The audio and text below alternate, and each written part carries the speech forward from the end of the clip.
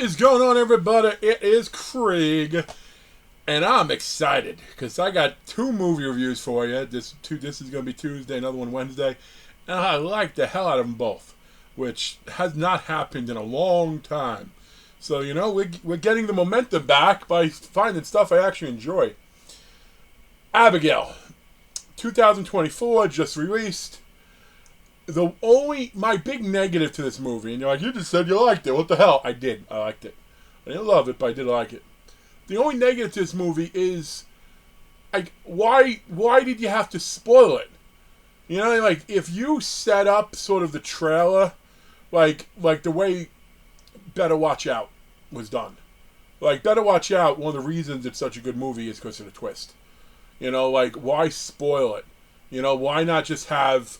it's fear they kidnap her, and then all of a sudden it's like something's happening, someone's there, and don't have it known by looking at the image. And before anyone says, "Oh, you're spoiling stuff," I am only spoiling stuff if you've not seen the movie poster.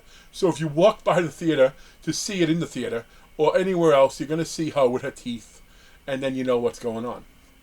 But aside from that, even with that being spoiled, this movie to me was so much fun. And admittedly, it's because of the characters in it. Now, I knew about Mr. Blair, who I enjoyed from Scream. And I kind of feel like, not to be political, that, based off of what she said, she might have got a little bit of a ordeal, because what she said and what they said she said was very different. Had she said what they said she said, then I would understand it. But anyway, above my pay grade, that sort of stuff. But... Melissa Barrero is in it. She is the heroine. She is the final girl, maybe final girl. I won't totally spoil the movie for you. Catherine Newton is in it, who, for me, if you're from the supernatural verse, I love you. And she was Castiel. Well, I get Castiel the name of her father. Castiel's meat suit's daughter, and she was in some pretty cool episodes. She eventually got with Jodie. I think she was going to be in the spin-off. That didn't happen. Should have happened. Didn't happen. Should have happened. But that's not it. See, those are the only two I thought I was getting, and I was happy with those two because I enjoy both of them. I also got Dan Stevens, who... I know Dan Stevens from one movie in particular. I looked at his IMDb. He's been in a bunch of stuff, including the PBS show. With talking about the spoons they're gonna use. I know I'm being disingenuous with it, but I mean the hit that was on PBS, whose name I can't think of right now. Maybe something Heights. I don't know. You don't remember because I never watched it. But he was also in The Guest, and yes, he was a bad guy in The Guest, and didn't go well for him ultimately. But The Guest had a couple of scenes. Like one where he came to the principal's office to defend the boy, and the other in the bar scene where he sent the kids, I want to send them below job shots, and then started a big fight. So I enjoyed The Guest. Was a fun flick. Okay, fun flick. And he was in it. But even bigger than Newton, who I love, Mr. Blair, who I like now, you had Kevin Durand in it, and I didn't realize that. Kevin Durand is somebody I enjoy immensely. And if for no other reason other than the strain and Fett. But he's been in other things too.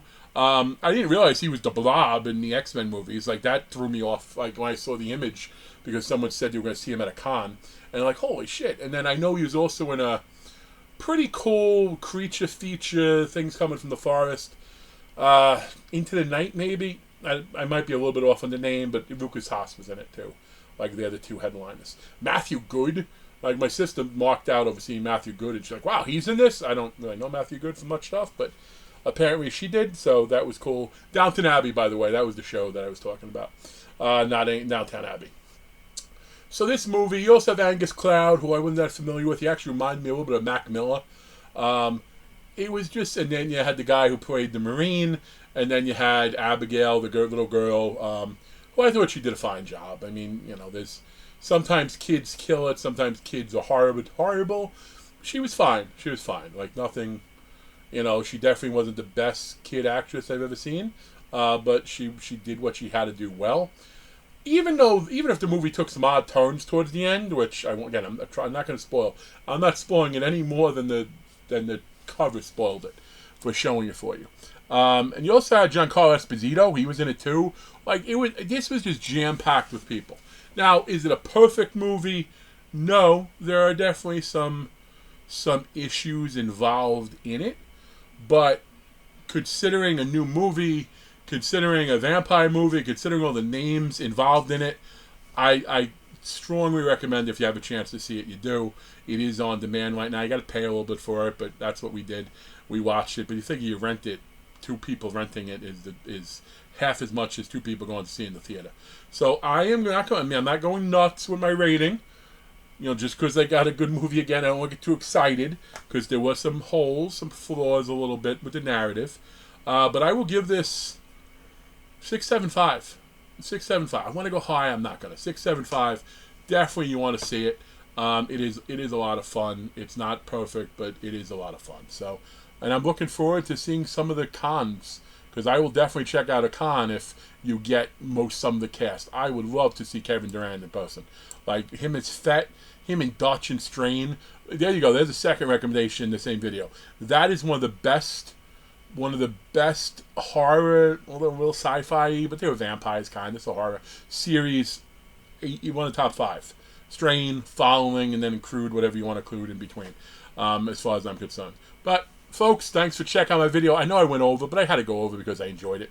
Till next time, and if you haven't given the contest a shot yet, why not take a look? Even if you just go #contest instead of answering the questions, still got a chance to win 5 autos.